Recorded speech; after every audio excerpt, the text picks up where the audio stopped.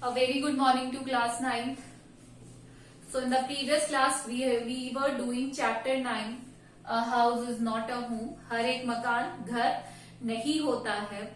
And we have done till page number 51. 51 तक हमने कर लिया था पूरा. And the writer was feeling very unhappy because उनका पूरा घर जल गया था. And now he had nothing to wear in the पैरों में पहनने के लिए उनके पास कुछ नहीं थे. उनके पास he did not have his backpack and he was roaming in the school as a zombie. उन्हें ऐसा फील हुआ कि वो स्कूल में किस तरीके से घूम रहे हैं, एक zombie की तरह घूम रहे हैं. अच्छा, I want to tell you one thing also.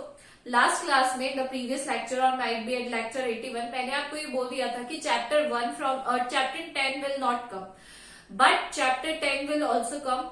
Chapter 5, 6, 7 and 9 are excluded from your course. आपके एक्सक्लूड हो गया है कोर्स से. And chapter 8 and 10 we will do. मैंने बाय मिस्टेक 10 भी कह दिया था कि 10 नहीं आएगा, but we have to do chapter 10 also. So today we will move, we will start from page 52, right? Now, when I walked through what used to be my house after school that day, जब मैं school से वापस एक zombie की तरह से इधर उधर भटक कर जब मैं घर वापस जाने लगा, I was shocked to see how much damage there was. और मैं जब अपने घर की तरफ गया तो मैंने देखा कि वहां पे बहुत ज्यादा जो आग लगी थी उसके कारण बहुत ही ज्यादा डैमेज हो गया था मेरे घर में. Whatever had not burned was destroyed by the water and chemical they had used to put out the fire. अब जो बचा था ना, जो मतलब नहीं जला था, वो भी पानी, जो आग बुझाने के लिए पानी यूज में लिया गया या जितने भी केमिकल्स यूज में लिए गए आग को बुझाने के लिए, उनके कारण क्या हो गया, घर जो बाकी जो चीजें थी वो डैमेज नहीं हुई थी, वो भी उनके साथ डैमेज हो गई due to water and chemical they used. The only material things not destroy were the photo albums. कौन कौन सी चीजें नहीं डिस्ट्रॉय हुई थी, वो क्या क्या थी? Photo albums, documents, some other personal item, यानी डॉक्यूमेंट्स बचे होंगे या कुछ पर्सनल आइटम्स वगैरह बचे होंगे. That my mother had manage to heroically rescue, जिसे मेरी मदर ने हेरोइक मतलब एंट्री अंदर जाते हुए और उसको बचाया था. रेस्क्यू करना, बचाया था. बस वही सामान बचा था जो उनकी मदर ने बहुत ब्रेवली बचाया था. But my cat was gone and my heart ached for her. But मेरी कैट जा चुकी थी और मेरी जो कैट के लिए मेरा दिल बहुत ही ज्यादा दुखता था. एक हो ना, दुखता था. There was no time to grieve, but अब पछताने, ग्रीव मतलब पछताना, अब पछताने के अलावा कोई टाइम नहीं था मेरे पास क्योंकि she was gone now. My mother rushed me out of the house. मेरी मदर मुझे वापस बाहर ले आई घर के. We would have to find a new place to live. अब हमारा पुराना घर तो जल गया है. Now we have to find a new place to live and I would have to go buy some clothes for the school. और मुझे स्कूल के लिए भी नए क्लोथ्स खरीदने पड़ेंगे. मतलब एवरीथिंग, उनका जो सब कुछ था, that had been ruined by the fire. सब कुछ उनका बर्बाद हो चुका था. We had to borrow money from grand parents. हमें पैसे भी बोरो करने पड़े ग्रैंड पेरेंट्स से, because there were no credit card. हमारे पास सारे क्रेडिट कार्ड भी नहीं थे, कैश भी नहीं था, और even any identification to be able withdraw money from the bank. उनके जितने भी डॉक्यूमेंट्स थे, चाहे वो पर्सनल आइडेंटिटी कार्ड हो या कुछ भी हो, सब कुछ जल गया था. अब ना तो वो किसी से क्या कर सकते थे कि बैंक जाके पैसे निकालना है, पर बैंक में भी आइडेंटिटी आपको प्रूफ देनी पड़ती है या कुछ चेक वगैरह देना पड़ता है, जो कि उनका सब बर्बाद हो गया था. एंड दैट फॉर्मेलिटीज अगर उनको करने लगे तो बहुत टाइम लेता. Everything had gone up in smoke. सब कुछ धुएं में क्या हो गया था, उड़ गया था सब कुछ, वैनिश हो गया था, कुछ नहीं बचा था.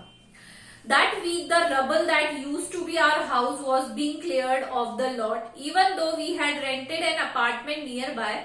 अब उस वीक तो हमने कैसे ना कैसे काम चला लिया और हमने एक पास में एक रेंट ले लिया, रेंट पे अपार्टमेंट ले लिया.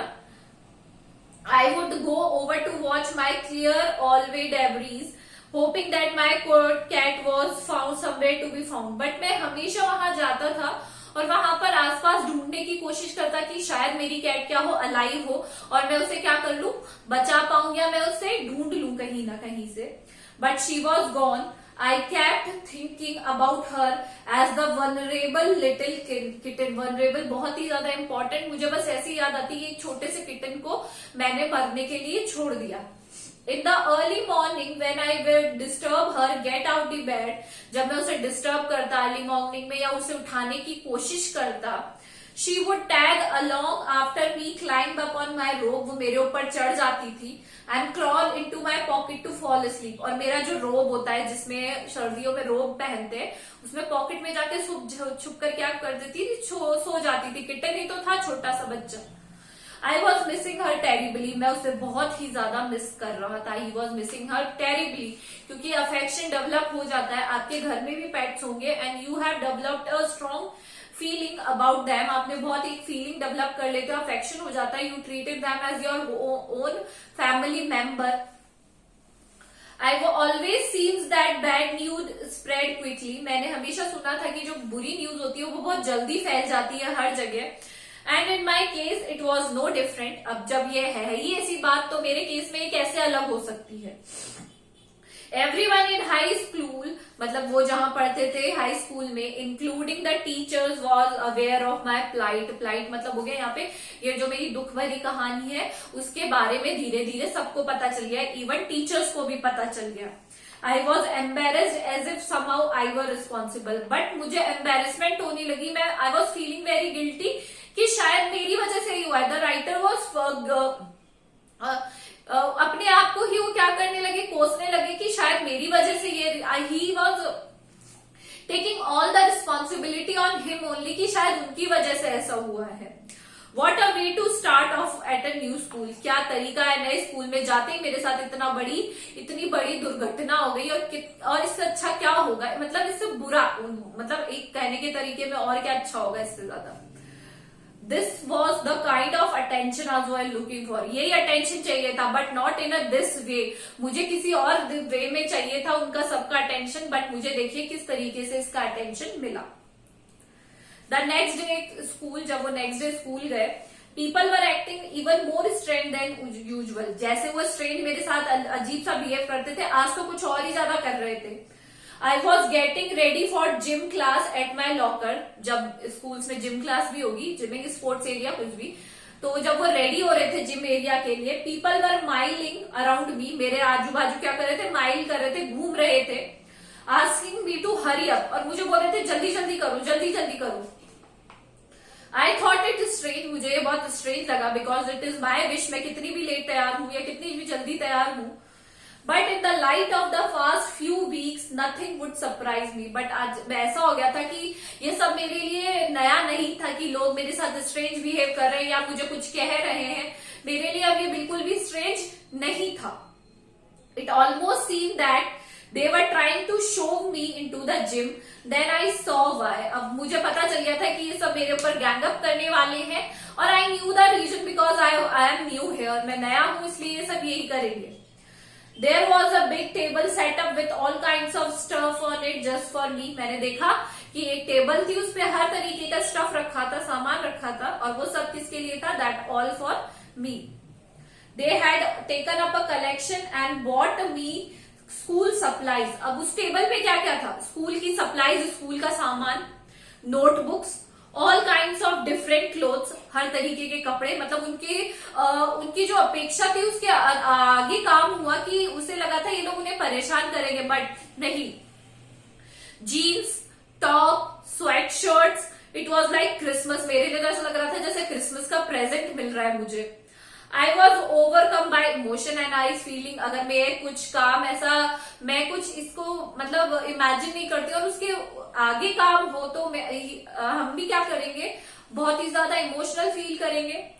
People who have never spoken to me. जिन लोगों ने मेरे साथ कभी बात ही नहीं करी, before were coming up to me introduce themselves. वो लोग मेरे पास आ रहे थे अपने आप को इंट्रोड्यूस कराने के लिए.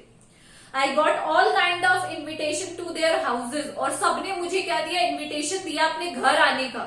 मतलब it was a very strange thing for the writer. Their genuine outpouring of concern really touched me. उनकी जो genuine थी एक outpouring, मेरे ऊपर बौछार कर दी concern की, मुझ पर ध्यान दिया उन लोगों ने. मतलब I was very overwhelmed by this.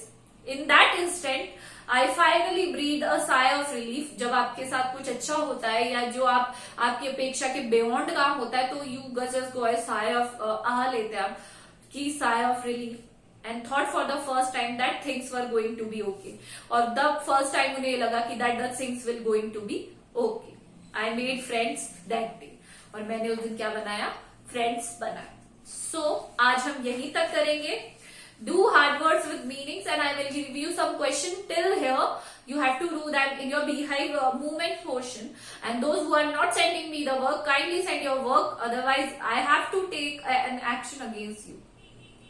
And I call your parents also. Thank you.